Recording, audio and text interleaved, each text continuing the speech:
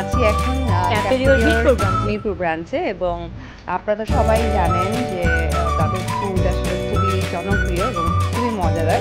আজকে আমরা এখানে এসেছি অন্য একটা কারণে, সেটা হচ্ছে আলোকিত নারী গেট টুগেদার প্রোগ্রাম, যেখানে আসলে অনেক নারী উদ্যোক্তারা আছে, তাদের সাথে দেখা হবে। তার খুবই এক্সাইটেড।